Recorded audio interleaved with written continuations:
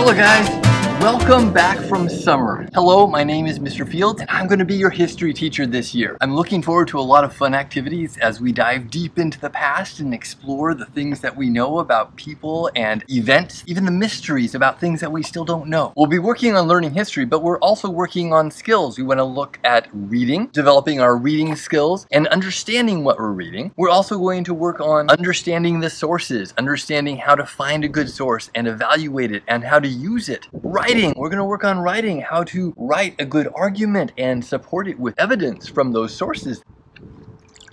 This school year is starting out very stressful. I know that. It's not like last year or the year before that, but it's still not quite a normal year. And I know that you guys have had your levels of stress from this pandemic. We're back in person, but the pandemic isn't over. We still need to be aware that we are fighting COVID, and as we fight it, we know that the rules for fighting it are going to change from time to time, and we'll have to change with those rules. I know the last 2 years have been anything but normal for us. So be patient with me, and I'll be patient with you as we both work to understanding what's the best product that each of us can produce. I want you to show me the best that you can possibly be. I want to see your best. And I know it's been hard. We are building up from wherever you left off. Start where you are. Work with what you have. We have challenges, but we can succeed. We take it on moment by moment and we celebrate those little victories as they come. I want to know a little bit about you, so I'm going to tell you a little bit about me. First of all, I grew up in Sacramento. I went to Sac State. I have a wife and an 8-year-old daughter. Like me. I hold credentials in the biological sciences, the earth sciences, and the social sciences. I like camping, books, rocks, tea, and learning about everything. I get really excited about the stuff that we know and even more excited about the stuff that we don't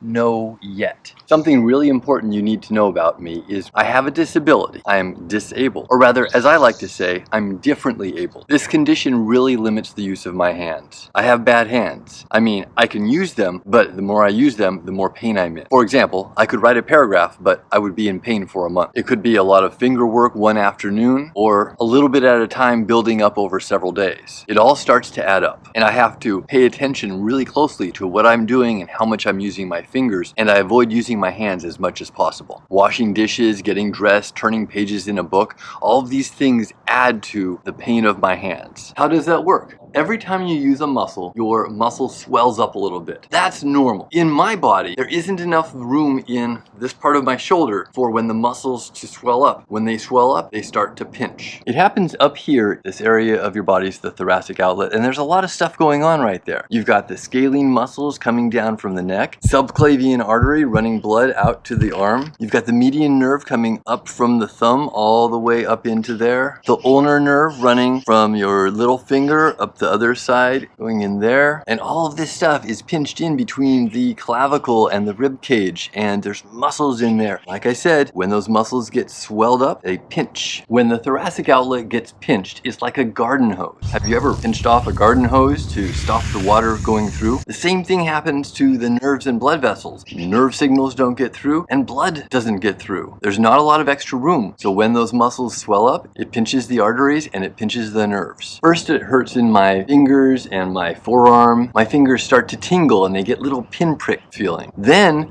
if I keep working, my fingers will go numb and I won't actually be able to feel parts of my fingers.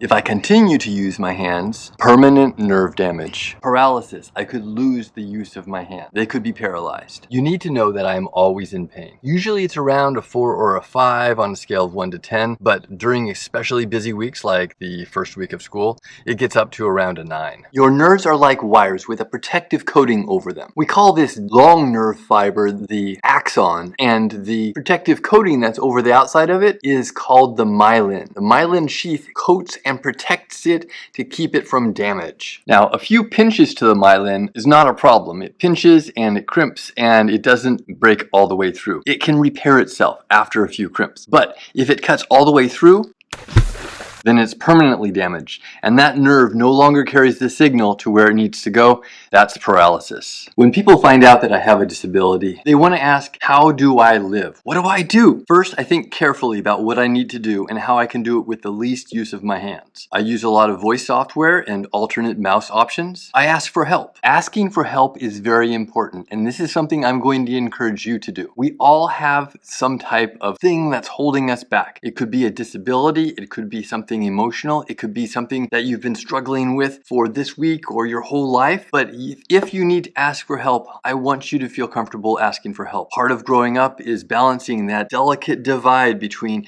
being independent and doing things on your own and asking for help and knowing when to ask for help when you really need it. I also find ways to deal with my pain. You guys have pain. I know you have pain. Here are some ways that I deal with my pain and you can deal with your pain too in 3 different ways. Step 1, patience. Number 1 is I am patient with myself. I'm patient with the process. Whatever I need to do, I know is going to probably take longer than I want it to take, and it will probably not come out exactly the way I want it. And that's okay. When you need help with something, when you have something in your way, you do the best that you can and you're patient with yourself. Number 2, distraction. I distract myself. When I'm in pain, I try to find something else to look at, reading, watching a show, or thinking about something else to take my mind off the pain. Talking to you guys is lots of fun, and that's one way that I'm able to deal with the pain during the course of the day. I often don't think about the pain when I'm at school because I'm so busy talking to you guys that I'm distracted from the pain. It's not until I go to bed at night and I'm laying in bed thinking about, oh my gosh, I'm in a lot of pain. The third way is focus, and this is where you pick something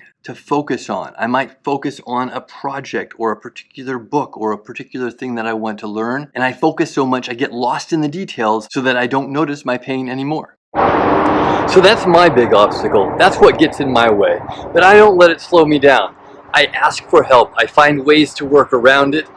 And I want the same for you. I want you to find solutions to get past your obstacles. Think about what is in your life, what is in your way, and what can the people around you and what can you do to make your successes a reality. Think about it and let's talk again. I look forward to learning more about you. Have a good day, guys.